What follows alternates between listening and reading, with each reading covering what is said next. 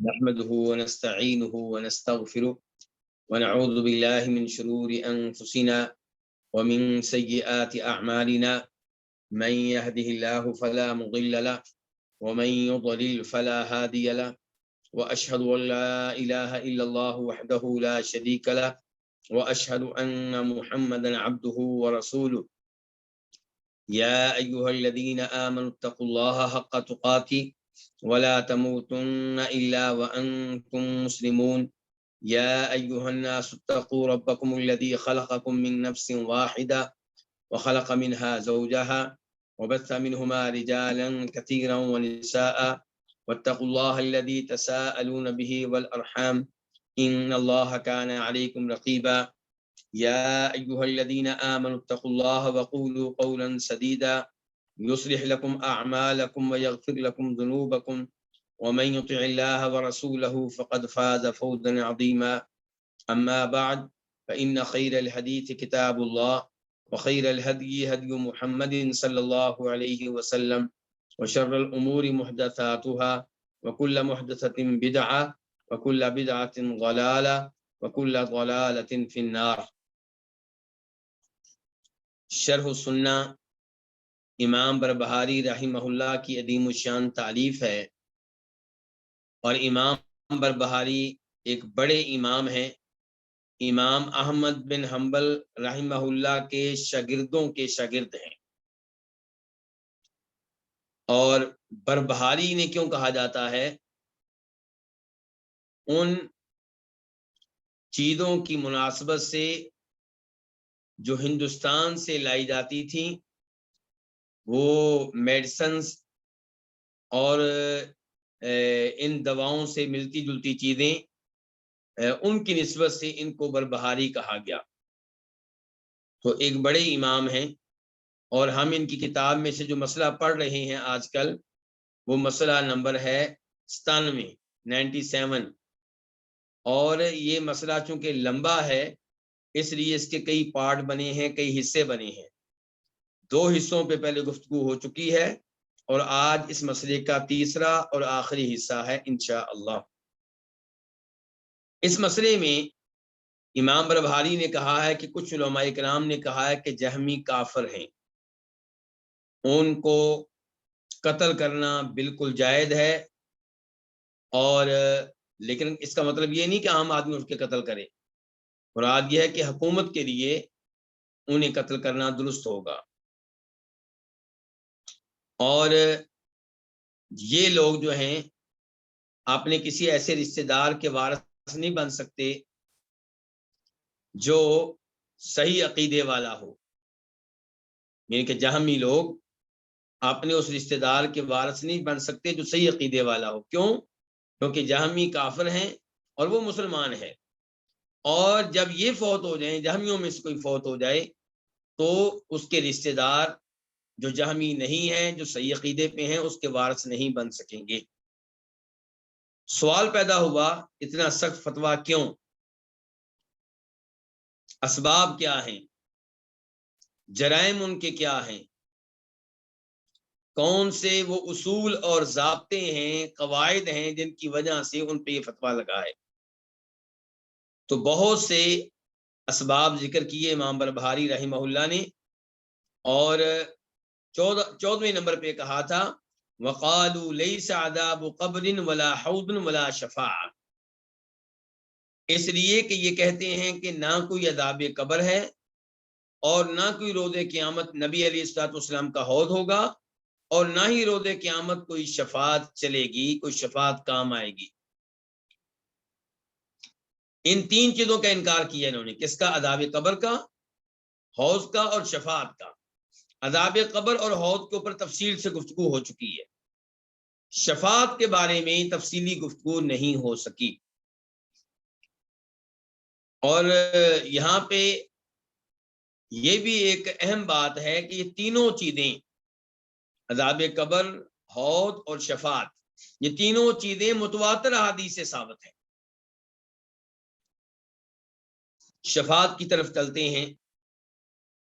سب سے پہلے یہ بیان کرنا چاہوں گا کہ شفاعت کا انکار کرنے والے صرف جہمی نہیں ہیں، شفاعت کا انکار کرنے والے صرف معتزلی نہیں ہیں، شفاعت کا انکار کرنے والے صرف خوارج نہیں ہیں، شفاعت کا انکار کرنے والے مولانا امین احسن اصلاحی بھی ہیں، جو جاوید احمد غامدی کے کیا ہیں؟ استاد ہیں۔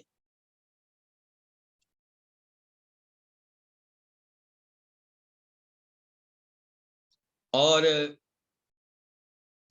شفاعت جو ہے یہ وہ عقیدہ ہے جس سے پہچان ہوتی ہے اس آدمی کی جو درست عقیدے پہ ہے اور اس آدمی کی جو درست عقیدے پہ نہیں ہے۔ شفاعت کے معاملے میں دو طرح کی گمراہیاں ہیں۔ ایک گمراہ وہ لوگ جو پیروں کی بیعت کرتے ہیں، قبر والوں کے ساتھ جڑ جاتے ہیں اور انہیں پیر کا اور ولی ہونے کا ایسا درجہ دیتے ہیں کہ یہ عقیدہ رکھتے ہیں کہ چونکہ ہم ان کو راضی کر رہے ہیں، ان کی قبر پہ آتے ہیں، چادریں چڑھاتے ہیں، بکرے ذبح کرتے ہیں، ان کی ہم نے بیعت کر رکھی ہے، اس لیے روز قیامت یہ ہماری شفاعت کریں گے، اور ان کی شفاعت اللہ تعالیٰ کو ماننا پڑے گی، اللہ ریجیکٹ نہیں کر سکے گا۔ کیوں؟ کیونکہ یہ اللہ کے پیارے ہیں، بڑے انہوں نے مراقبے کیے ہیں، بڑی باتیں کی ہیں، بڑی نیکیاں کی ہیں۔ اب جب اللہ تعالیٰ ان کو جنت میں بھیجے گا اور ان کو تو لازمی طور پہ بھیجے گا، تو یہ اڑ کر بیٹھ جائیں گے، کہیں گے نہیں ہم جنت میں نہیں جائیں گے جب تک کہ ان کو معاف نہیں کیا جائے گا، جب تک کہ ان کو جنت میں نہیں بھیجا جائے گا جنہوں نے ہماری بیعت کر رکھی تھی، جو ہماری قبر پہ حاضری دیتے تھے، جو ہمارے نام پہ بکرے ذبح کرتے تھے۔ تو یہ دونوں عقیدے غلط ہیں۔ یہ عقیدہ کہ یہ پیر جن کو آپ پیر سمجھتے ہیں، ولی سمجھتے ہیں، پکے جنتی ہیں، یہ عقیدہ غلط ہے۔ ہم کسی کے بارے میں گارنٹی نہیں دے سکتے۔ ہاں اگر کسی نے واقعی توحید کے اوپر زندگی گزاری ہے، کفر و شرک سے پاک تھا اور کبیرہ گناہوں سے دور رہتا تھا، فرائض و واجبات کی پابندی کرتا تھا، تو ہم کہیں گے لگتا ہے کہ جنتی ہے، امید ہے کہ جنتی ہے، لیکن 100% گارنٹی ہم کسی کی نہیں دے سکتے سوائے ان کے جن کی گارنٹی دی ہے نبی علیہ الصلوۃ والسلام۔ دوسرے نمبر پہ یہ کہنا کہ کسی پیر ولی کی یہ جرت کہ اللہ کے سامنے اڑ جائے، ضد کرے، اللہ کی اجازت کے بغیر کسی کی شفاعت کرے، یہ بہت بڑی جسارت ہے، بہت بڑی جرت ہے۔ جبکہ صورتحال یہ ہے کہ انبیاء کرام علیہم الصلوۃ والسلام روز قیامت کہہ رہے ہوں گے جب لوگ ان سے شفاعت کے لیے رابطہ قائم کریں گے کہ ان ربی قد غضب اليوم غضبا لم یغضب قبلہ مثلا ولن یغضب بعدہ مثلا نفسی نفسی اذهبوا الی غیری، کہ آج رب العالمین بڑے غصے میں ہے، اتنے غصے میں نہ پہلے کبھی تھا نہ آئندہ کبھی ہوگا، مجھ میں شفاعت کرنے کی ضرورت نہیں ہے، مجھے تو اپنی فکر ہے۔ کون کہہ رہے ہیں؟ نبی۔ جاؤ کسی اور نبی کے پاس چلے جاؤ۔ سارے انبیاء کرام علیہم الصلوۃ والسلام شفاعت کرنے سے معذرت کر لیں، البتہ ہمارے آخری نبی جناب محمد الرسول اللہ صلی اللہ علیہ وسلم شفاعت کریں گے، اور ان کی شفاعت کی بھی صورتحال وہ نہیں ہوگی جو لوگ اپنے پیروں کے بارے میں کہتے ہیں کہ اڑ کر بیٹھ جائیں گے، ضد کریں گے۔ نہیں، آپ فرماتے ہیں کہ میں اللہ رب العزت کے عرش کے نیچے سجدے میں پڑ جاؤں گا، سجدے میں اللہ کو راضی کرنے کے لیے اللہ کی حمد و ثنا بیان کرتا رہوں گا، کرتا رہوں گا، کرتا رہوں گا۔ اللہ کی حمد و ثنا میں وہ الفاظ کہوں گا جو مجھے ابھی معلوم نہیں ہے، تب اللہ مجھے سکھائے گا۔ پھر حکم آئے گا کہ محمد سر اٹھاؤ صلی اللہ علیہ وسلم، بات کرو تمہاری بات سنی جائے گی، شفاعت کرو تمہاری شفاعت مانی جائے گی۔ تو یہ ہے صورتحال۔ تو ایک طرف یہ لوگ ہیں جو شفاعت کو مانتے ہیں لیکن اس میں غلو سے کام لیا، حد سے تجاوز کیا، اور دوسری طرف وہ ہے جو شفاعت کے منکر ہیں، جو کہتے ہیں کسی قسم کی شفاعت نہیں ہوگی اور کوئی بھی شفاعت نہیں کر سکے گا۔ یہ کون ہے؟ معتزلی، جہمی، خوارج وغیرہ۔ اور دونوں غلط ہیں، دونوں گمراہ ہیں۔ صحیح عقیدہ یہ ہے کہ روز قیامت شفاعت ہوگی ان کے حق میں جن کے حق میں اللہ چاہے گا، اور وہ کون ہوں گے؟ اہل توحید۔ اہل توحید کے حق میں شفاعت کر سکیں گے کون؟ جن کو اللہ شفاعت کرنے کی اجازت دے گا۔ وہ کون؟ انبیاء کرام علیہم الصلوۃ والسلام، اللہ کے فرشتے اور اللہ کے مومن بندے۔ لیکن کوئی بھی اللہ کی اجازت کے بغیر شفاعت نہیں کر سکے گا. کسی کی ضرورت نہیں ہوگی کہ اللہ کی اجازت کے بغیر کلام کر سکے, گفتگو کر سکے.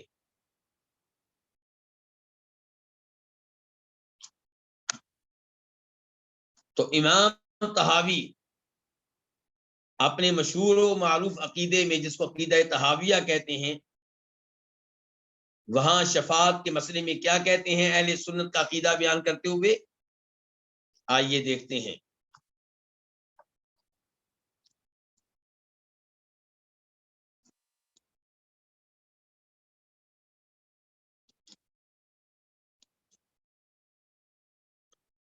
کہتے ہیں امام طحاوی, والشفاعۃ التی ادخرها لهم حق,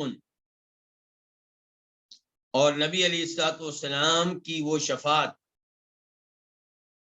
جو آپ نے اپنی امت کے لیے ذخیرہ کر رکھی ہے, وہ برحق ہے, جیسا کہ اخبار میں آیا ہے, احادیث میں آیا ہے.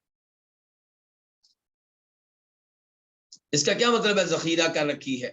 فرماتے ہیں نبی علیہ الصلوۃ والسلام, اللہ نے ہر نبی کو ایک ایسی دعا کرنے کی اجازت دی جو اللہ تعالیٰ لازمی طور پہ قبول فرمائیں گے. تو آپ کہتے ہیں کہ ہر نبی نے وہ دعا دنیا میں ہی کر لی, اور میں نے اسے ذخیرہ کر لیا ہے, سٹور کر لیا ہے, میں اسے اپنی امت کے حق میں شفاعت کے طور پہ استعمال کروں گا. اور شفاعت کی کئی اقسام ہیں. ایک ہے شفاعت عظمی, جب لوگ میدان حشر میں ہوں گے اور انبیاء کرام سے درخواست کریں گے کہ آپ ہماری شفاعت کریں تاکہ اللہ تعالیٰ حساب کتاب شروع کرے. یعنی کہ بعد کا معاملہ ہے کہ کون جنت میں جائے گا کون جہنم میں جائے گا, کم از کم میدان حشر کی سختیوں سے تو نجات ملے. تو یہ ہے شفاعت عظمی, یہ خاص ہے ہمارے نبی کے ساتھ صلی اللہ علیہ وسلم کو, اور نبی یہ شفاعت نہیں کر سکے گا. یہی وہ شفاعت ہے جس سے انکار کر دیں گے, معذرت کر لیں گے دیگر انبیاء کرام علیہم الصلوۃ والسلام. اور دوسرے نمبر پہ آپ کی وہ شفاعت ہے جو آپ کئی ایسے لوگوں کے حق میں کریں گے جن کی نیکیاں اور گناہ برابر ہوں گے. آپ شفاعت کریں گے تو آپ کی شفاعت سے وہ جنت میں داخل ہوں گے.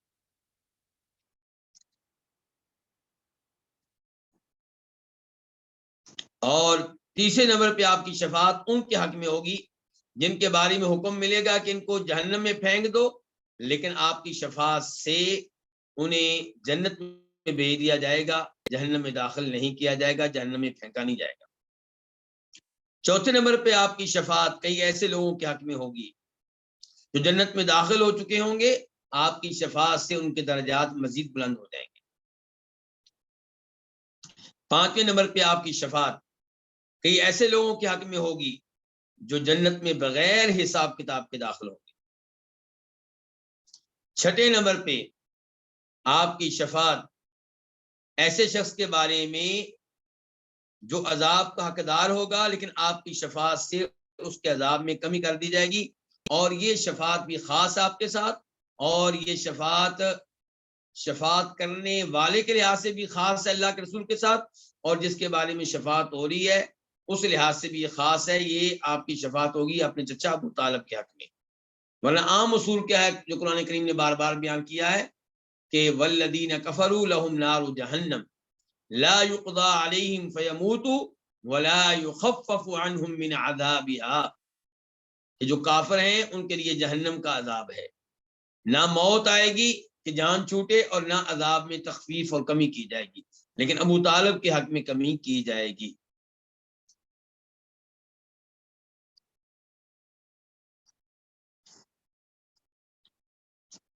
ساتویں نمبر پہ آپ شفاعت کریں گے اور آپ کی شفاعت سے تمام مومنوں کو جنت میں داخلے کی اجازت ملے گی.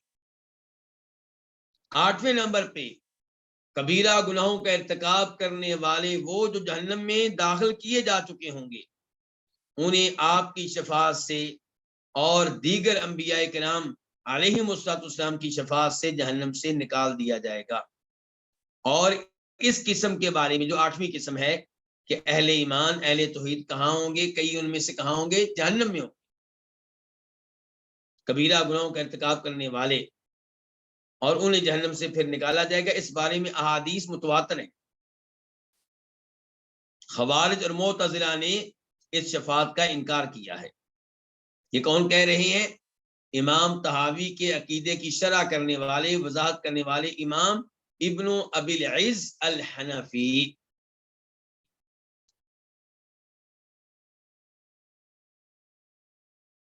اور کہتے ہیں کہ مخالفت کرنے والے دو طرح کے لوگ ہیں جنہوں نے شفاعت کی اس قسم کا انکار کیا ہے۔ نمبر ایک وہ لوگ جو اس بارے میں آنے والی احادیث کی صحت سے ناواقف ہیں، اور دوسرے نمبر پہ وہ جو جانتے ہیں کہ یہ حدیث صحیح ہے لیکن ضد کرتے ہوئے انہوں نے اس کا انکار کیا اور اپنی گمراہی پہ قائم و دائم رہے۔ امام ابن ابی العز الحنفی کہتے ہیں کہ یہی وہ شفاعت ہے جس میں حصہ ڈالیں گے دیگر لوگ بھی، فرشتے، دیگر انبیاء کرام علیہ السلام اور مومن بھی۔ آپ علیہ السلام فرماتے ہیں اس حدیث میں جسے انس بن مالک روایت کرتے ہیں، شفاعتی لأہل الکبائر من امتی، میری شفاعت ان کے لیے ہوگی جو میری امت میں سے کبیرہ گناہوں کا ارتکاب کرنے والے ہیں۔ اور معتزلہ کا عقیدہ کیا ہے، خوارج کا عقیدہ کیا ہے کہ جس نے کبیرہ گناہ کا ارتکاب کیا، سود لینے کا ارتکاب یا جادو کا ارتکاب یا بدکاری کا ارتکاب، یتیموں کا مال کھانے کا ارتکاب، اس قسم کا کوئی بھی بڑا گناہ کیا اور توبہ کیے بغیر فوت ہو گیا، وہ ہمیشہ ہمیشہ کے لیے جہنم میں رہے۔ اور ہمارا عقیدہ کیا اہل سنت کا، اہل حدیث کا، کہ اہل ایمان اہل توحید جن کا عقیدہ ٹھیک ہوا یہ سب کے سب جنت میں ہوں گے، کچھ شروع سے جنت میں پہنچ جائیں گے اور کچھ جہنم میں سزا لے لینے کے بعد جنت میں پہنچ جائیں گے۔ اور آپ کی یہ حدیث کہ میری امت میں سے کبیرہ گناہوں کا ارتکاب کرنے والے ان کے لیے میری شفاعت ہوگی، اس حدیث کو روایت کرنے والے امام احمد ہیں، امام ابو داؤد ہیں، اور ابو داؤد شریف میں اس کا نمبر ہے 4739 4739۔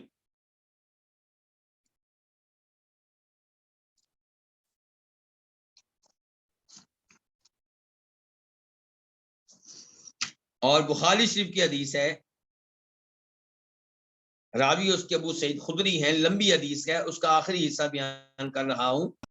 فیقول اللہ تعالی، فرماتے ہیں نبی علیہ الصلوۃ والسلام کہ پھر اللہ تعالیٰ فرمائیں گے، شفاعت الملائکۃ، فرشتوں نے بھی شفاعت کر لی، وشفع النبیون، میرے نبیوں نے بھی شفاعت کر لی، وشفع المؤمنون، اور مومن بندوں نے بھی شفاعت کر لی، ولم يبق الا ارحم الراحمین، اللہ تعالیٰ کہیں گے صرف ارحم الراحمین رہ گیا، ان کے میں رہ گیا ہوں، اور میں تمام رحم کرنے والوں میں سے سب سے بڑھ کے رحم کرنے والا ہوں۔ چنانچہ اللہ تعالی جہنمیوں کی ایک مٹھی لیں گے تو اللہ تعالی جہنم سے ایسے لوگوں کو بھی نکال دیں گے جنہوں نے کبھی بھی کوئی خیر کا کام نہیں کیا۔ یہ مسلم شریف کی حدیث ہے اور اس کا نمبر ہے 183 183۔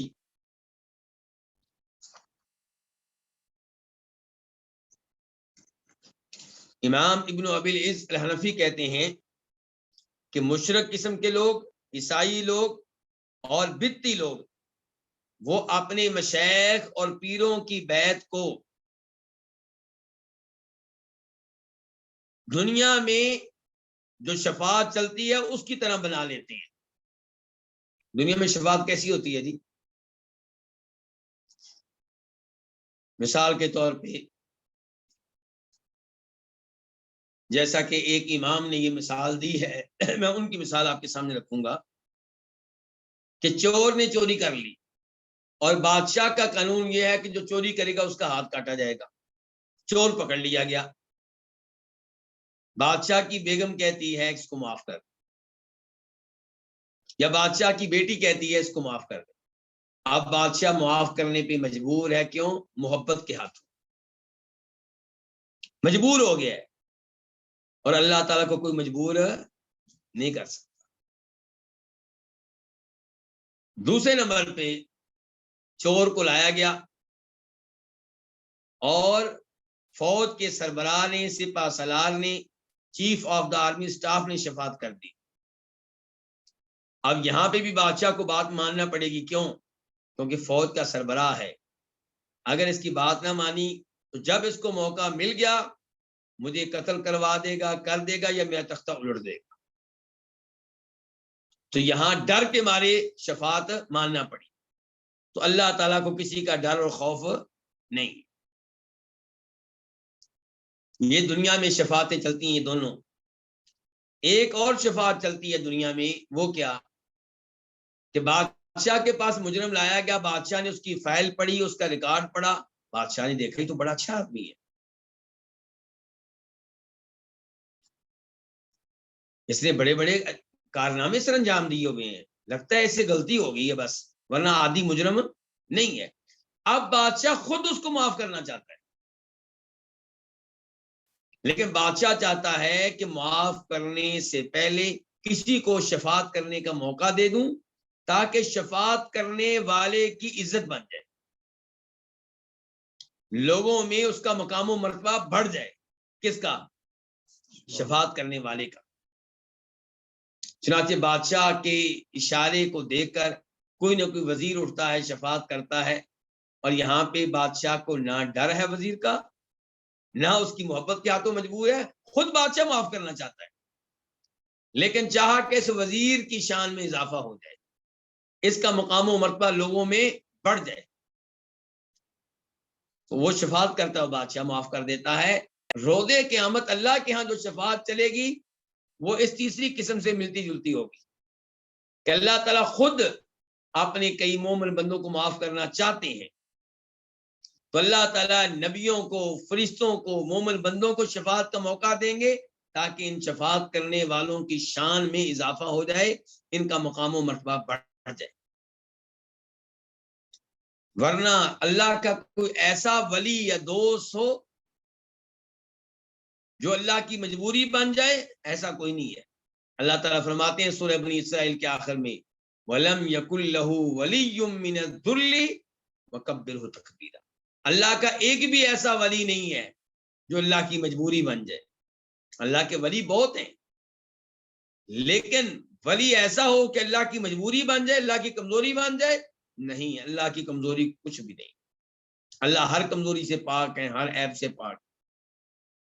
اللہ کو کوئی بے بس نہیں کر سکتا، نہ محبت کے ذریعے اور نہ ڈر اور خوف کے ذریعے۔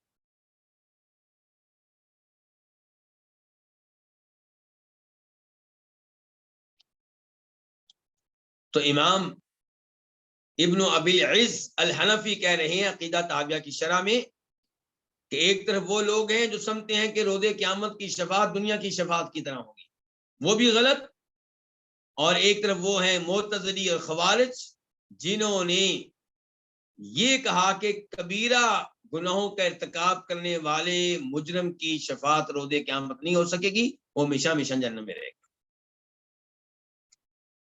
دونوں کو غلط کہنے کے بعد امام ابن ابی العز الحنفی کہتے ہیں وَأَمَّا أَهْلُ السُّنَّةِ وَالْجَمَاعَةِ فَيُقِرُّونَ بِشَفَاعَةِ نَبِيِّنَا صلی اللہ علیہ وسلم فی اہل الکبائر وشفاعة غیرہ لیکن لا یشفع احد حتى یأذن اللہ له ویحد له حدا، کہ اہل سنت والجماعت نبی علیہ الصلوۃ والسلام کی اس شفاعت کو بھی مانتے ہیں جو آپ کبیرہ گناہوں کا ارتکاب کرنے والے مجرموں کے حق میں کریں گے، اور آپ کے علاوہ دیگر انبیاء کرام علیہم الصلوۃ والسلام بھی کریں گے، لیکن اہل سنت کا عقیدہ یہ ہے کہ کوئی بھی شفاعت نہیں کر سکے گا جب تک کہ اللہ تعالیٰ اسے شفاعت کرنے کی اجازت نہیں دیں گے، اور جب تک اللہ تعالیٰ اس کے لیے حد بیان نہیں کریں گے کہ تو اتنے لوگوں کی شفاعت کر سکتا ہے، اس کی کر سکتا ہے یا اس کی کر سکتا ہے۔ تو یہ ہے عقیدہ اہل سنت کا. اور جہمی اس عقیدے کا کیا کرتے ہیں؟ انکار کرتے ہیں. آپ دیکھیں عذاب قبر کی احادیث متواتر ان کا انکار، حوض کی احادیث متواتر ان کا انکار، شفاعت کی احادیث متواتر ان کا بھی انکار، اور اس کے ساتھ ساتھ عذاب قبر کے بارے میں تو آیات بھی موجود ہیں. ان سب کا انکار جب کریں گے تو پھر کفر کا فتویٰ نہیں لگے گا، تو اور کون سا فتویٰ لگے گا؟ اس کے بعد امام بربہاری 15واں سبب بیان کرتے ہیں جس کی وجہ سے جہمیوں پہ فتویٰ لگا، کون سا؟ کفر کا. کہتے ہیں والجنت والنار لم یخلقا، کہ جہمی کہتے ہیں کہ جنت اور جہنم ان کو ابھی تک پیدا نہیں کیا گیا، فی الحال ان کا وجود نہیں ہے. گویا کہ کہنا چاہتے ہیں کہ ان کو بعد میں پیدا کیا جائے گا، فی الحال وہ موجود نہیں ہے. تو آئیے دیکھتے ہیں کہ یہ عقیدہ ان کا کیسا ہے. میں ایک دفعہ پھر رجوع کروں گا شرح عقیدہ طحاویہ کی طرف، اس کی جلد نمبر 2 صفحہ نمبر 614.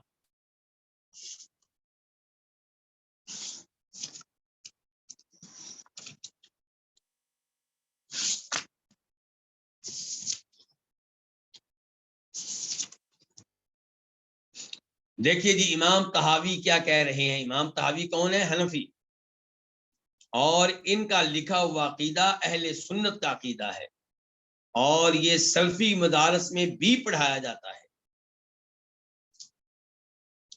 تو کہتے ہیں امام طحاوی والجنت والنار مخلوقتان، جنت اور جہنم دونوں پیدا کی جا چکی ہیں. لا تفنیان ابدا ولا تبیدان، جنت اور جہنم یہ کبھی بھی فنا نہیں ہوں گی، ختم نہیں ہوں گی، ہمیشہ ہمیشہ کے لیے ہے. یہ کس کے الفاظ تھے؟ امام طحاوی کے. اب امام طحاوی کے ان الفاظ کی شرح کرتے ہوئے، وضاحت کرتے ہوئے امام ابن ابی العز الحنفی کیا کہتے ہیں؟ کہتے ہیں کہ اتفق اہل السنت علی ان الجنت والنار مخلوقتان موجودتان الان ولم یزل علی ذلك اہل السنہ، کہ اہل سنت کا اتفاق ہے اس بات پہ کہ جنت بھی پیدا کی جا چکی، جہنم بھی پیدا کی جا چکی، اور یہ دونوں اب موجود ہیں، اور ہمیشہ سے اسی عقیدے پہ رہے ہیں اہل سنت. اہل سنت سے مراد کون ہے؟ پہلے بھی کئی دفعہ وضاحت کر چکا ہوں. کوئی یہ نہ سمجھے کہ اہل سنت سے مراد وہ ہیں جو پاک و ہند میں، بر صغیر میں اردو بولنے والوں میں اپنے آپ کو اہل سنت کہتے ہیں اور اہل سنت کے نام پہ قبضہ کر چکے ہیں.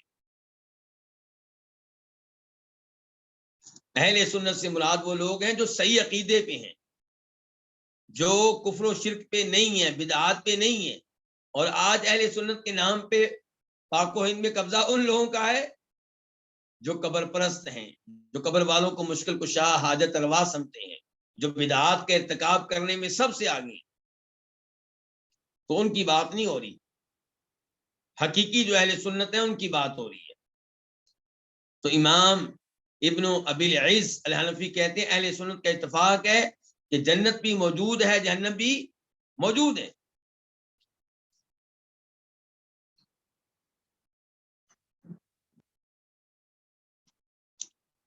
اچھا جی، یہ غلط عقیدہ جہمیوں نے کیسے اختیار کر لیا، معتزلیوں نے کیسے اختیار کر لیا؟ کون سا عقیدہ غلط؟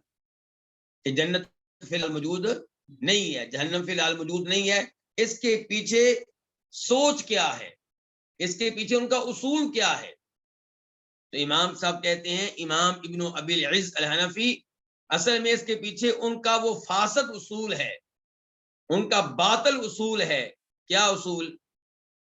کہ وہ یہ بتاتے ہیں کہ اللہ کو یہ کام کرنا چاہیے اور یہ کام نہیں کرنا چاہیے.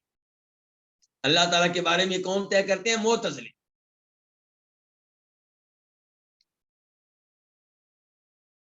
اور اللہ تعالیٰ کو وہ قیاس کرتے ہیں اللہ کی مخلوق پہ.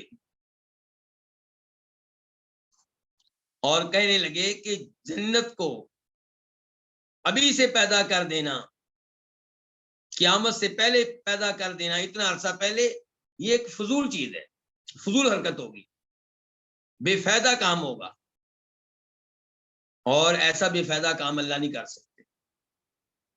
بے قرآن کہتا ہے کہ اللہ پیدا کر چکے، احادیث کہتی ہیں اللہ پیدا کر چکے، وہ کہتے ہیں نا، یہ حکمت کے خلاف ہے۔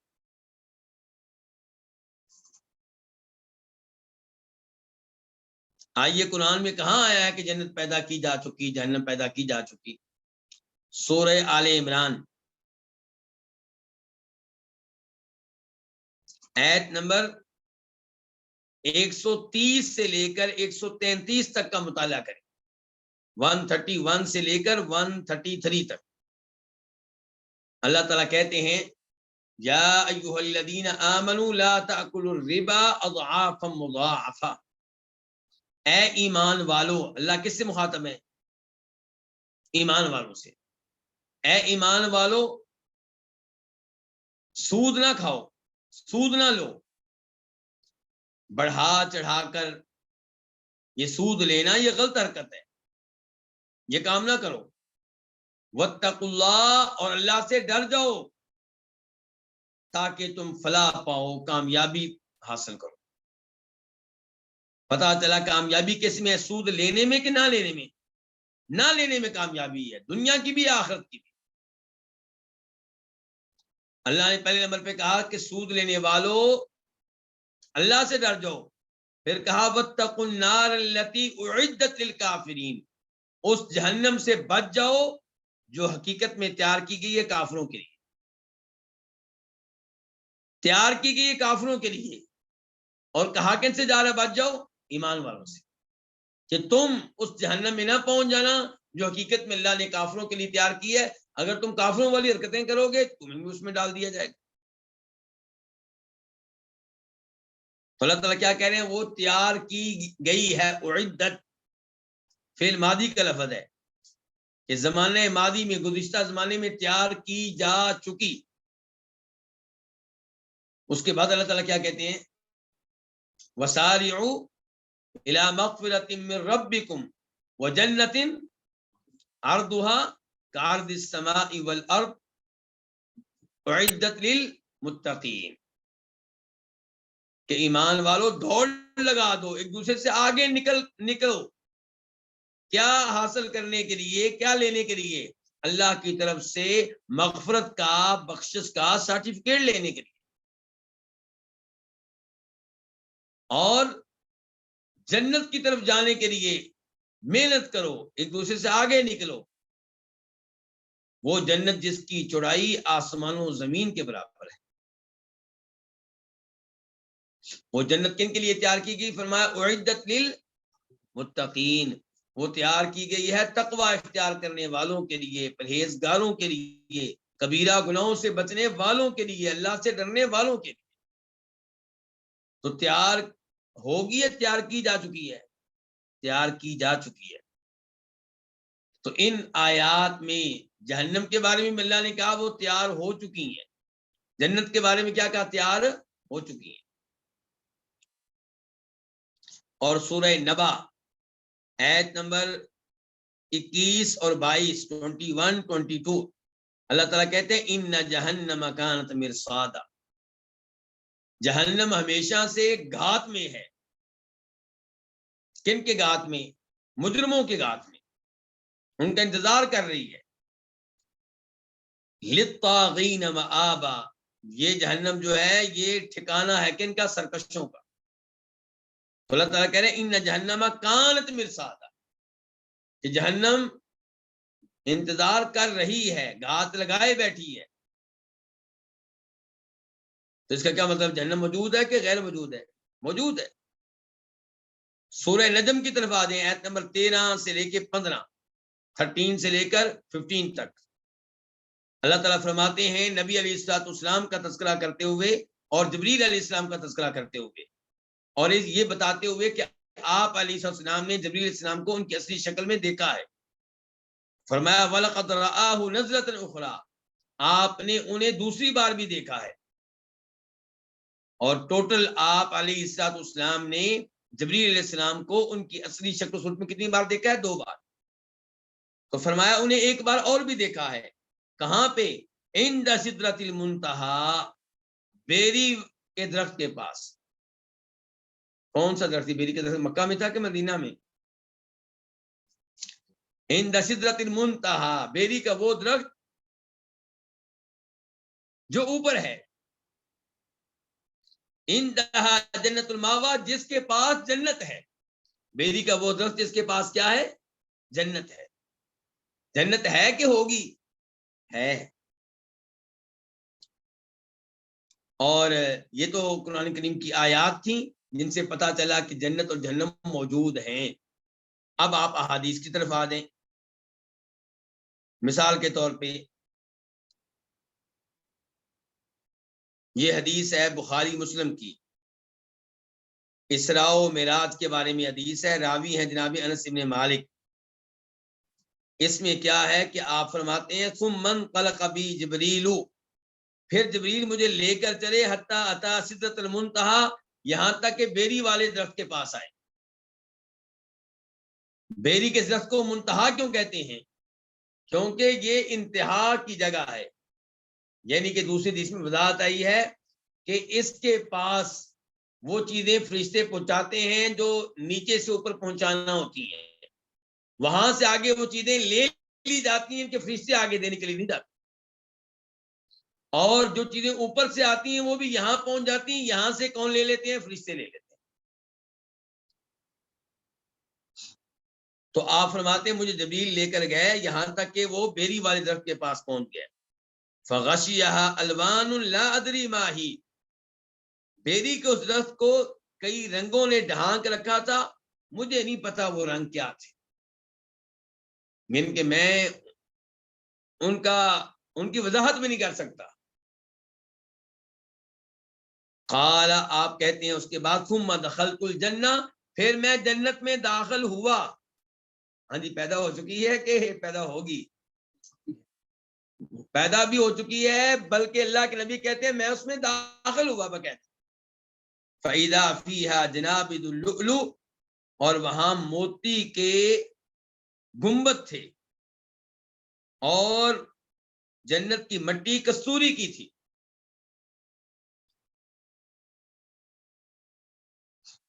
اور پھر مجھے یہ بتائیں آپ لوگ، آدم علیہ السلام کو ابلیس نے کہاں سے نکلوایا تھا؟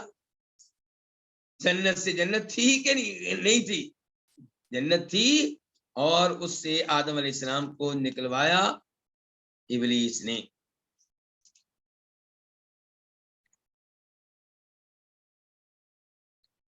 اس کے بعد یہ حدیث دیکھیں آپ، یہ حدیث موطا کی ہے، امام مالک کی حدیث کی کتاب موطا، اور سنن میں بھی آئی ہے، یعنی کہ ابو داؤد وغیرہ میں. راوی کون ہے؟ کعب بن مالک. فرماتے ہیں نبی علیہ الصلوۃ والسلام انما نسمۃ المؤمن طیر، مومن کی روح پرندے کی شکل میں رہتی ہے. یعلق فی شجر الجنہ، مومن کی روح پرندے میں ہوتی ہے اور یہ پرندہ جنت کے درختوں سے کھاتا پیتا ہے.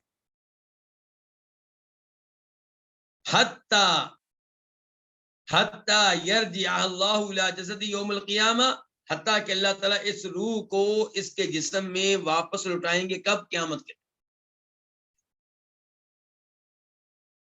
تو مومنوں کی روح پھر کہاں ہے جی؟ جنت میں. شہید کی روح کہاں ہوتی ہے؟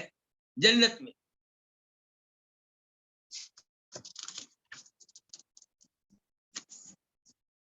امام ابن ابی العز الحنفی کہتے ہیں وَهَذَا صَرِيحٌ فِي دُخُولِ الرُّوحِ الْجَنَّةَ قَبْلَ يَوْمِ الْقِيَامَةِ، یہ حدیث بڑی صراحت سے وضاحت کر رہی ہے کہ روح جو ہے وہ جنت میں داخل ہو چکی ہوگی قیامت کے دن سے پہلے.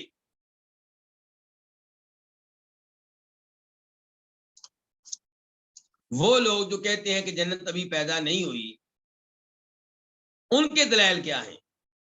ان کے دلائل میں سے ایک دلیل اللہ تعالیٰ کا یہ فرمان ہے سورہ آل عمران آیت نمبر 185 185، کل نفس ذائقۃ الموت، ہر ایک نے موت کا ذائقہ چکھنا ہے. اور اللہ تعالیٰ کہتے ہیں سورہ قصص میں آیت نمبر 88 میں 88 میں کل شیء ہالک الا وجہہ، اللہ تعالیٰ کے علاوہ ہر چیز ختم ہو جائے گی۔ اس کا مطلب یہ ہوا کہ جنت بھی ختم ہو جائے گی۔ جب سور میں جب وہ پھونکا جائے گا کس میں؟ سور میں، تو تب ہر چیز نے ختم ہو جانا ہے سوائے چند ایک کے۔ تو یہ کہتے ہیں کہ اگر جنت ہے تو پھر تو اس وقت ختم ہو جائے گی۔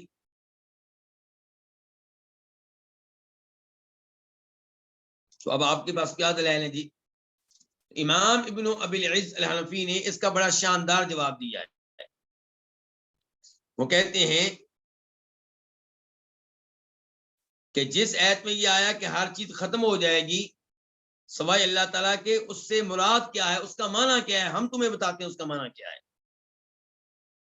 المراد کل شیء مما کتب اللہ علیہ الفناء والہلاک ہالک، کہ اس ایت سے مراد یہ ہے کہ ہر وہ چیز جس کے بارے میں اللہ نے طے کر رکھا ہے کہ اس نے ختم ہونا ہے، فنا ہونا ہے، وہ فنا ہو جائے گی۔ اور جنت اور جہنم خلقتا للبقاء، ان کو اللہ نے پیدا کیا ہے رہنے کے لیے، نہ کہ ختم ہونے کے لیے، تو یہ رہیں گی۔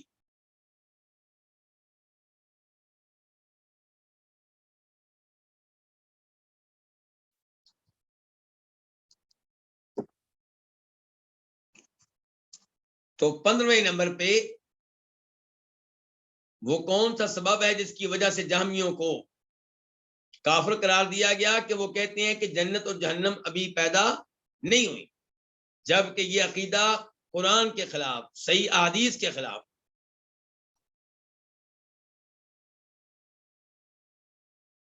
16ویں نمبر پہ سبب بیان کر رہے ہیں امام بربہاری جہمیوں کے کافر ہونے کا، کہ وَأَنْكَرُوا كَثِيرًا مِمَّا قَالَ رسول اللہ صلی اللہ علیہ وسلم، کہ انہوں نے انکار کیا بہت سی ایسی باتوں کا، بہت سی ایسی احادیث کا جو اللہ کے رسول علیہ السلام نے بیان کی تھی، کہیں تھی، ارشاد فرمائی تھی۔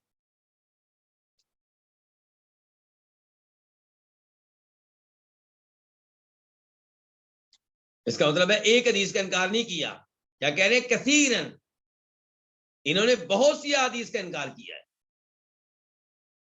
اس کے بعد کہتے ہیں امام بربہاری فَاسْتَحَلَّ مَنِ اسْتَحَلَّ تَكْفِيرَهُمْ وَدِمَاءَهُمْ مِنْ هَذَا الْوَجْهِ، اسی وجہ سے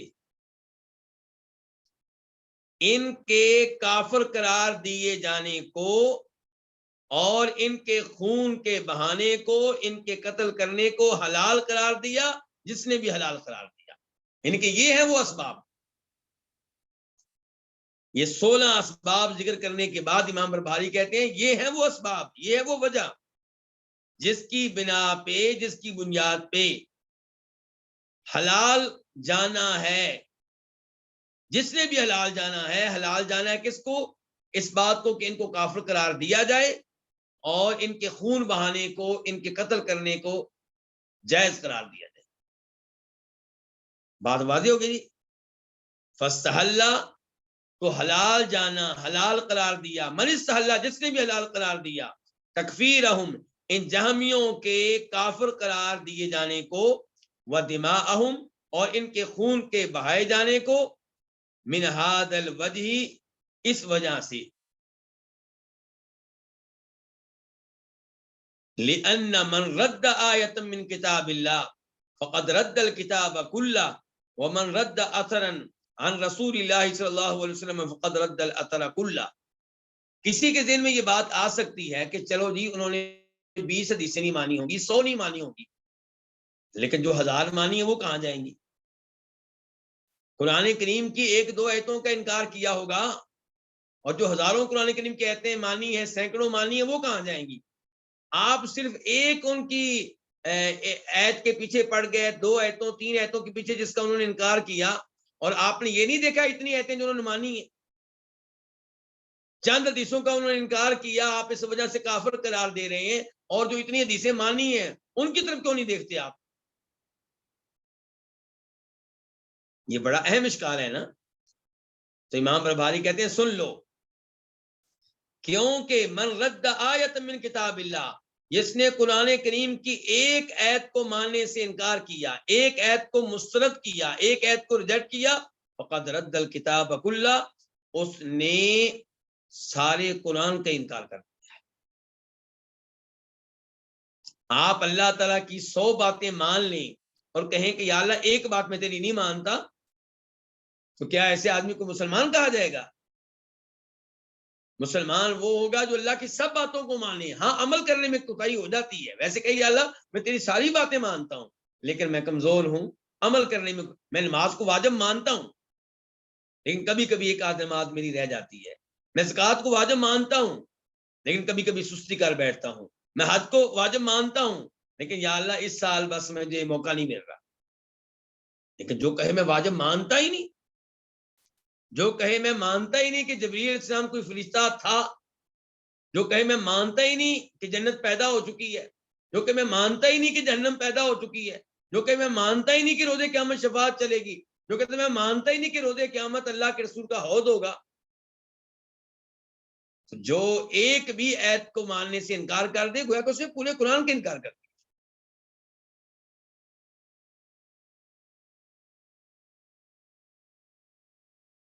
تو قرآن سے ذهاب قبر ثابت ہے، انہوں نے انکار کیا۔ یاجوج ماجوج کے وجود کے یہ منکر ہیں، یہ کہتے ہیں ہم نہیں مانتے کہ یاجوج ماجوج کی قوم موجود ہے، جبکہ ان کا تذکرہ قرآن میں آیا۔ اور آج کل کے زمانے میں ہاں یہ یاجوج و ماجوج کے وجود کا انکار کرنے والے کون ہیں؟ اصلاحی صاحب امین احسن اصلاحی، جاوید احمد غامدی کے استاد۔ اور قرآن میں آیا وَاسْتَشْهِدُوا شَهِيدَيْنِ مِن رِجَالِكُمْ فَإِن لَّمْ يَكُونَا رَجُلَيْنِ فَرَجُلٌ وَامْرَأَتَانِ مِمَّن تَرْضَوْنَ مِنَ الشُّهَدَاءِ کہ مالی معاملات میں 2 مردوں کو گواہ بنا لیا کرو، اگر 2 مرد نہ ملیں تو پھر 1 مرد اور 2 عورتیں۔ اس کا مطلب یہ ہے کہ 1 مرد کی جگہ پہ کتنی عورتیں؟ 2۔ اس کا مطلب ہے عورت کی گواہی مرد کے مقابلے میں آتی ہے مالی معاملات۔ اب یہ سورہ بقرہ ہے، قرآن ہے، اور امین آصف اسرائیل صاحب بڑی جرت کے ساتھ یہ کہتے ہیں کہ مرد و عورت برابر ہیں گواہی میں۔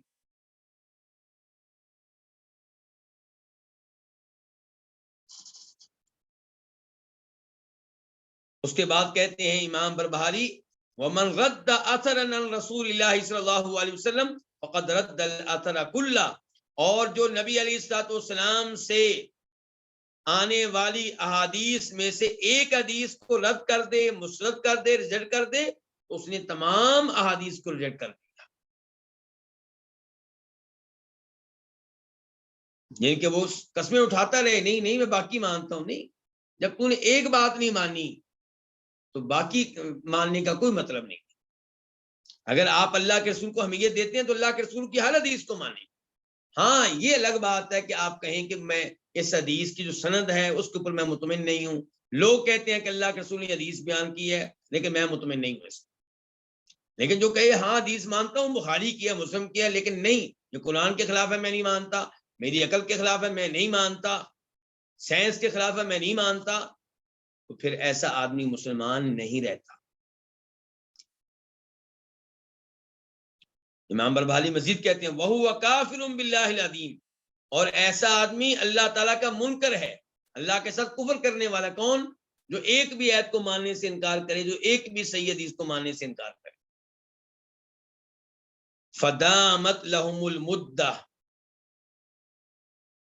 امام بربہالی کہتے ہیں ان کے لیے ایک مدت رہی، ان کو ایک مدت ملی۔ کیا مطلب؟ ایک وقت آیا کہ ان کو غلبہ ملا، ایک وقت آیا کہ ان کو شان و شوکت مل گئی، ایک وقت آیا کہ ان کو حکومت مل گئی، ایک وقت آیا کہ حکمران ان کے ساتھ مل گئے۔ فدامت لہم المدہ، تو ایک مدت ان کے لیے رہی۔ یہ کس صدی کی بات کر رہے ہیں؟ یہ 3ری صدی ہجری کی بات کر رہے ہیں۔ خود یہ کس صدی کے ہیں امام بربہاری؟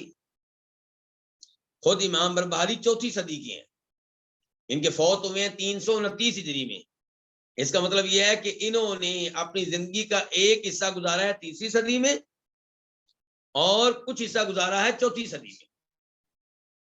اس کا مطلب یہ ہے کہ یہ جانتے ہیں اچھی طرح ان حالات کو جن حالات سے امت گزری. تو کہتے ہیں فدامت لہم المدہ کہ ایک مدت ان کی رہی، کن کی؟ جہمیوں کی. وَوَجَدُوا مِنَ السُّلْطَانِ مَعُونَةً عَلَى ذَلِكَ اور انہوں نے حکمران کی طرف سے، بادشاہ کی طرف سے مدد پائی اس معاملے میں. یعنی کہ ان غلط عقائد کے معاملے میں ان کو بادشاہ کا بھی تعاون مل گیا، حکمرانوں کا تعاون مل گیا. یہ کس بادشاہ کی بات کر رہے ہیں؟ مامون کی، عباسی خلیفہ مامون، جو فوت ہوا ہے 218 ہجری میں، 218 ہجری میں. اور اسی کے زمانے میں امام احمد بن حنبل کو سزائیں ملنا شروع ہوئی. اسی کے زمانے میں یہ عقیدہ سامنے آیا کہ قرآن اللہ کی مخلوق ہے. امام احمد وغیرہ کہتے تھے کہ قرآن اللہ کی صفت ہے، اللہ کا کلام ہے، مخلوق نہیں ہے. چنانچہ امام احمد کو، دیگر علماء کرام کو سزائیں دی گئیں. اور امام احمد کا فوت ہوئے ہیں 241 ہجری میں، 241. مامون کا فوت ہوا ہے 218 میں. اور اس کے زمانے میں امام احمد کو سزائیں ملتی رہی ہیں. پھر مامون کے بعد آیا معتصم، اور یہ فوت ہوا ہے 227 ہجری میں، 227. اس کے زمانے میں بھی جہمیوں کو قوت ملی ہے اور امام احمد کو سزائیں ملتی رہی ہیں. پھر حکمران بنا ہے واثق، اور یہ فوت ہوا ہے 232 ہجری میں، 232. اور اس کے زمانے میں بھی امام احمد کو سزا ملتی رہی ہے. تو کہتے ہیں امام بربہاری وَوَجَدُوا مِنَ السُّلْطَانِ مَعُونَةً عَلَى ذَلِكَ اور انہوں نے اس معاملے میں مدد پائی کس کی طرف سے؟ حکمران کی طرف سے. وَوَضَعُوا السَّيْفَ وَالصَّوْتَ دُونَ ذَلِكَ اور انہوں نے تلوار اور کوڑا، تلواریں اور کوڑے وہ رکھے دون ذالک اس کے دفاع میں، اپنے غلط عقائد کے دفاع میں، اپنی کفریات کے دفاع میں انہوں نے امت کی گردنوں پہ تلواریں چلائیں اور ان کے جسم پہ کوڑے مارے. تو انہوں نے وضع السیفہ تلوار رکھی اور کوڑے رکھے. کہاں رکھے؟ امت کی گردنوں پہ، ان کے جسم پہ.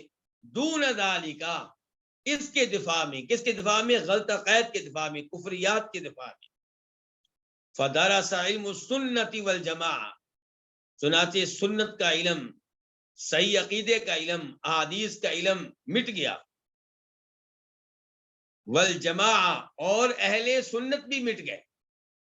یعنی کہ اس زمانے میں اہل سنت کمزور ہوئے اور عقیدہ جو ہے وہ بھی کمزور ہوا، یعنی کہ لوگوں کے عقائد کمزور ہوئے. وَأَوْهَنُوهُمَا انہوں نے ان دونوں چیزوں کو کمزور کیا. کس کو؟ احادیث کو، سنت کو، عقیدے کو اور اہل سنت کو. وَصَارَتَا مَكْتُومَتَيْنِ ہمارے پاس ہے مکتومینی، لیکن کئی نسخوں میں ہے مکتومتینی اور وہ زیادہ بہتر ہے. اور یہ دونوں چیزیں پوشیدہ ہو گئیں، چھپی ہوئی ہوگی. کون سی دونوں چیزیں؟ سنت بھی، اہل سنت بھی، صحیح عقیدہ بھی اور صحیح عقیدے کو اپنانے والے بھی چھپنے لگے. یہ دونوں چیزیں چھپی ہوئی کیوں ہو گئیں؟ لِإِظْهَارِ الْبِدْعِ بدعتوں کے ظاہر ہونے کی وجہ سے، بدعتوں کے غلبے کی وجہ سے، وَالْكَلَامِ فِيهَا اور ان میں کلام کی وجہ سے، وَلِكَثْرَتِهِمْ اور ان کی کثرت کی وجہ سے. کن کی کثرت؟ جہمیوں کی، بدعتیوں کی، غلط عقیدے والوں کی. وَاتَّخَذُوا الْمَجَالِسَ اور انہوں نے مجلسیں سنبھال لی، مجلسیں قائم کی. یعنی کہ پروگرام ان کے ہوتے تھے، درس ان کے چلتے تھے. ممبر و محراب پہ بیٹھنے کی، گفتگو کرنے کی اجازت ان کو ملتی تھی. تو واتخذوا المجالس، انہوں نے مجلسیں قائم کر لی. وَأَظْهَرُوا رَأْيَهُمْ، اور اپنی رائے کو ظاہر کیا، ان کے کھل کے اپنا غلط عقیدہ بیان کیا. رائے کیا تھی کہ قرآن کیا ہے؟ مخلوق ہے، اللہ کی صفت نہیں ہے، اور اس قسم کے دیگر عقائد. وَوَضَعُوا فِي الْكُتُبِ، اور اس بارے میں انہوں نے کتابیں لکھی، کتابیں گھڑی، ان کے اپنے باطل کو رواج دینے کے لیے، غلط عقیدے کو رواج دینے کے لیے انہوں نے کتابیں لکھی. وَأَطْمَعُ النَّاسِ، لوگوں کو لالچ دی، لوگوں کو عہدے دیے، لوگوں کو مال دیا. وَطَلَبُوا لَهُمُ الرِّئَاسَةَ، اور ان کے لیے ریاست، چودراہٹ انہوں نے طلب کی. ان کو مال کی لالچ دی گئی، عہدوں کی لالچ دی گئی کہ تمہیں قاضی بنا دیں گے، تمہیں جج بنا دیں گے.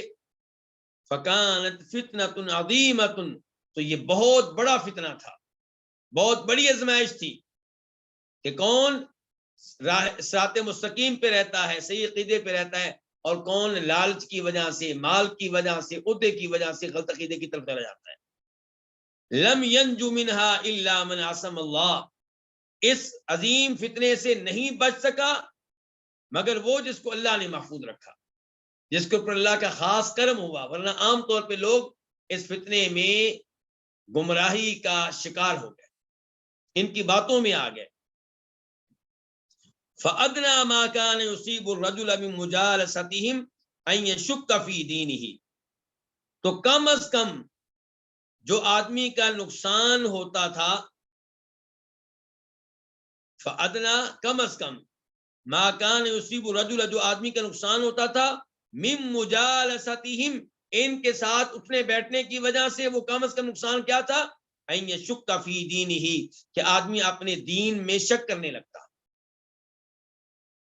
یہ ہوتا ہے کافروں کے ساتھ بیٹھنے کا نقصان، بدعتوں کے ساتھ بیٹھنے کا نقصان. آج آپ دیکھتے نہیں کہ ہمارے وہ بچے جدید یونیورسٹیوں میں پڑھتے ہیں یا کافر ممالک میں پڑھتے ہیں، وہ اپنے دین کے بارے میں شکوک و شبہات کا شکار ہو جاتے ہیں، اللہ کے بارے میں شک ہونے لگتا ہے. نبی علیہ الصلوۃ والسلام کے اوپر شکوک و شبہات کا اظہار کہ 4 سے زیادہ شادیاں کیوں کی تھیں، یہ تو بڑا ظلم ہے جی عورتوں کے اوپر. جہاد کیوں کیا جی؟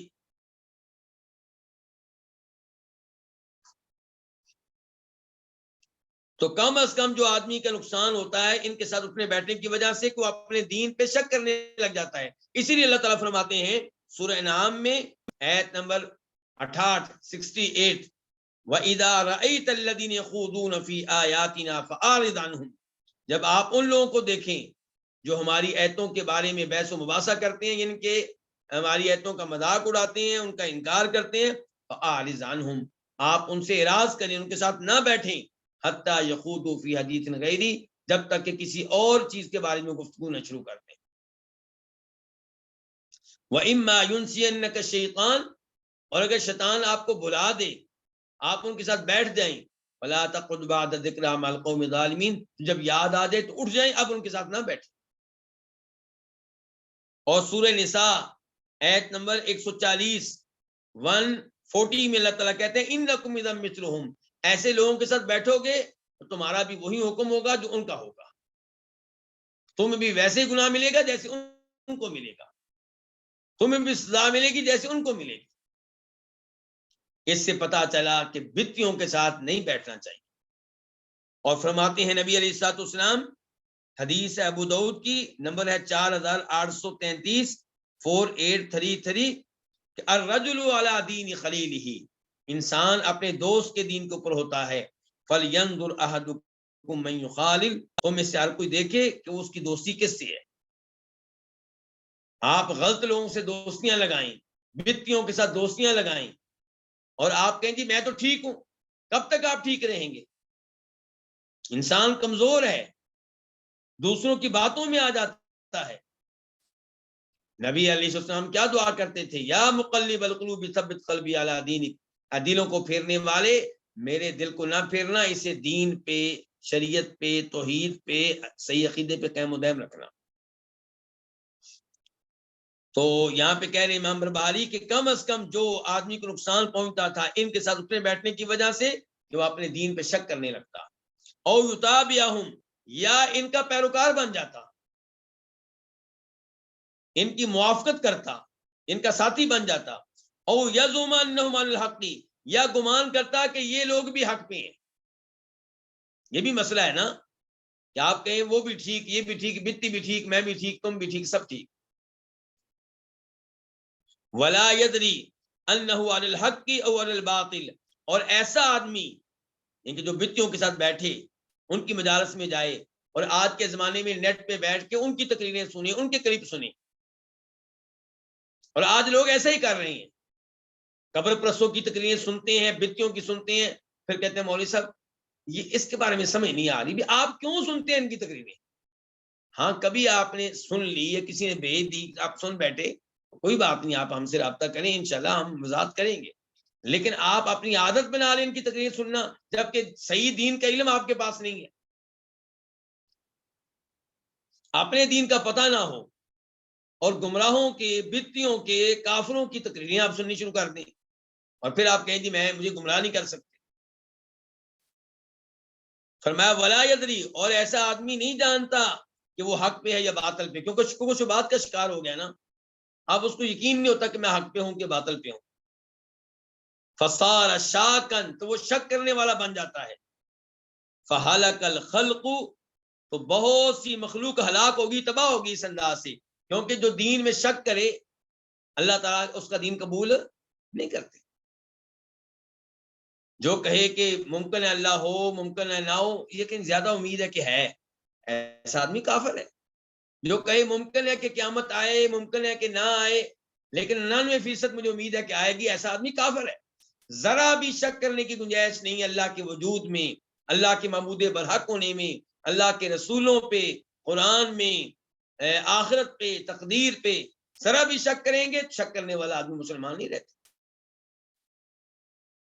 فہلک الخلق، تو ایک مخلوق کیا ہو گئی؟ تباہ ہو گئی، دین کے لحاظ سے تباہ ہو گئی، ہلاک ہو گئی۔ حتی کان ایام جعفر، یہاں تک کہ جعفر بادشاہ کے دن آ گئے، الذی یقال له المتوکل، جس کو متوکل کہا جاتا ہے۔ یہ عباسی بادشاہ جو تھے اپنی لقب رکھا کرتے تھے، جیسے آج کل سعودی حکمران اپنا لقب کیا رکھتے ہیں؟ خادم الحرمین الشریفین۔ شاہ فہد تھے تو ان کا بھی لقب کیا تھا؟ خادم الحرمین الشریفین۔ بعد میں جو آئے ان کا بھی یہی تھا۔ عباسی خلفاء نے بھی اپنے لقب رکھنے شروع کر دیے۔ اب ان کا لقب کیا تھا دیکھیں، المتوکل علی اللہ، اللہ پہ توکل کرنے والا۔ نام یہ نہیں ہے، نام کیا؟ جعفر۔ جعفر کون ہے؟ جعفر بن معتصم باللہ، ان کے باپ کا نام کیا ہے؟ معتصم باللہ، وہ بھی لقب ہے، نام کیا؟ محمد۔ تو جعفر بن محمد، لیکن لقب کے لحاظ سے متوکل بن معتصم۔ اور یہ ہارون رشید کا پوتا ہے، کون؟ جعفر۔ اور یہ جعفر کب فوت ہوا ہے؟ یہ فوت ہوا ہے 247 ہجری میں، 274۔ امام احمد کو سکون ملا اسی کے زمانے میں۔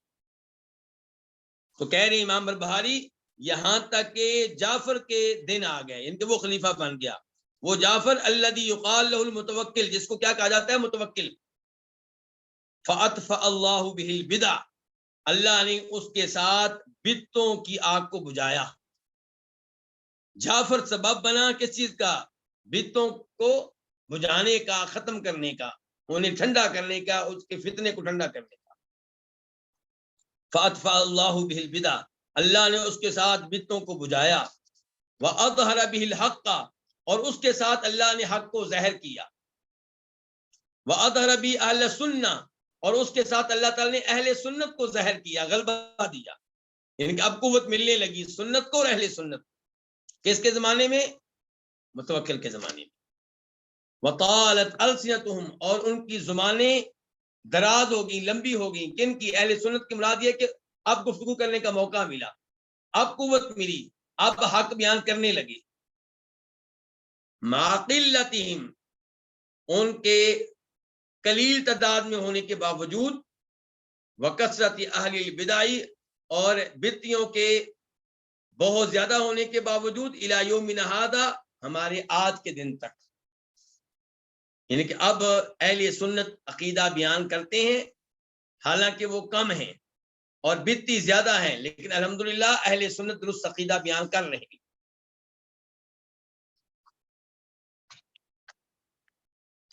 والرسم واعلام الضلالة قد بقي قوم يعملون بها، رسم کا معنی کیا ہے؟ اثر، نشان۔ واعلام الضلالہ، اعلام کا معنی کیا ہے؟ اس کا معنی بھی ہے آثار، نشانات۔ تو کہتے ہیں کہ گمراہی کے جو نشانات ہیں، ایک قوم رہی یعملون بها، وہ اس پہ عمل کرتی رہی، یعنی کہ قوت مل گئی اہل سنت کو متوکل کے زمانے میں، لیکن پھر بھی کچھ لوگ رہے جو گمراہی کے ان نشانات پہ، ان آثار پہ عمل کرتے رہے۔ قد بقی قوم، ایک قوم رہی یعملون بها، وہ اس پہ عمل کرتے رہے، ویدعون الیہا، اور اس کی طرف دعوت بھی دیتے رہے، لوگوں کو بلاتے رہے۔ لا مانع یمنعہم، کوئی روکنے والا ان کو روک نہ سکا، ولا احد یحجزہم، اور کوئی بھی ان کو منع نہ کر سکا۔ اما یقولون ویعملون، کس چیز سے منع نہ کر سکا؟ اس سے جو وہ کہتے تھے اور اس سے جس پہ وہ عمل کرتے تھے، یعنی کہ جس غلط عقیدے پہ وہ عمل کر رہے تھے، جو غلط عقیدہ وہ بیان کر رہے تھے، اس سے انہیں کوئی روک نہیں سکا۔ کچھ نہ کچھ ان کے لوگ رہے ہیں جو یہ غلط عقیدہ بیان کرتے رہے ہیں، لوگوں میں پھیلاتے رہے ہیں، اس پہ عمل کرتے رہے۔ تو اس کے ساتھ ہی ہمارا یہ مسئلہ اپنے اختتام کو پہنچا۔ البتہ یہ جو جعفر المتوکل علی اللہ ہے، اس کے بارے میں بیان کرنا چاہوں گا کہ امام ذہبی اپنی کتاب سیر اعلام النبلاء میں کہتے ہیں، جلد نمبر 12 اور صفحہ نمبر 30، کہ خلیفہ بن خیاط کہتے ہیں، امام ذہبی کہتے ہیں کہ خلیفہ بن خیاط کہتے ہیں، استخلف المتوکل، متوکل کو خلیفہ بنایا گیا، فاظہر السنہ، اس نے سنت کو ظاہر کیا، سنت کو غلبہ دیا، وتکلم بها فی مجلسہ، اور اپنی مجلس میں وہ سنت کے حق میں گفتگو کرتا، سنت پہ مشتمل گفتگو کرتا۔ وکتب الی الآفاق برفع المحنہ، اس نے مختلف شہروں میں لیٹر لکھے کہ یہ ازمائش ختم کی جائے کہ تم قرآن کو مخلوق مانتے ہو یا غیر مخلوق مانتے ہو۔ یہ سزائیں دینے کا جو سلسلہ قائم ہوا تھا ازمائش کا، اس کو ختم کیا جائے۔ وبسط سنہ، اور اس نے لکھا کہ سنت کو عام کیا جائے، ونصر اہلیہ، اور اہل سنت کی مدد کی جائے۔ تو یہ بڑی اہم گفتگو تھی امام بربہاری، جس میں انہوں نے سب سے پہلے یہ کہا کہ کچھ علماء کرام نے جہمیوں پہ کفر کا فتویٰ لگایا ہے، پھر اس فتوے کے اسباب ذکر کیے، اور اس کے بعد یہ کہا کہ کوئی ایک بھی رد کرے، ایک بھی حدیث رد کرے تو کافر ہو جاتا ہے، اور پھر بتایا کہ وقت آیا ان کو غلبہ ملا، ان کو قوت ملی، بادشاہ ان کے ساتھ تھے، تب انہوں نے امت کو قتل کیا، انہیں سزائیں دیں، کوڑے ان کو مارے، اور اس زمانے میں سنت کا علم اور اہل سنت کمزور ہوئے اور چھپنے لگے، اور بدعتوں کا غلبہ تھا، مجالس پہ، ممبر و محراب پہ ان کا غلبہ تھا، اور ان کا عقیدہ کھلے عام بیان کیا جا رہا تھا۔ انہوں نے اپنے عقیدے کے حق میں اس زمانے میں کتب بھی لکھی ہیں، لوگوں کو لالچ بھی دی، لوگوں کو انہوں نے عہدے بھی دیے، اور بڑا یعنی کہ بہت بڑا فتنہ ہوا، چند ہی لوگ اس سے محفوظ رہ سکے۔ اور کم از کم اثر جو ہوتا تھا ان کی مجلس میں بیٹھنے کا کہ انسان اپنے دین پہ شک کرنے لگتا، یا پھر ان کا ساتھی بن جاتا، یا کم از کم یہ سمجھتا کہ وہ بھی حق پہ ہیں، اور اپنے بارے میں شکوک و شبہات کا شکار ہو جاتا۔ تو بہت سے لوگ اس طرح شکوک و شبہات کے ذریعے یا ان کا عقیدہ اختیار کر کے تباہ و برباد ہو گئے، اپنی آخرت انہوں نے تباہ و برباد کر لی۔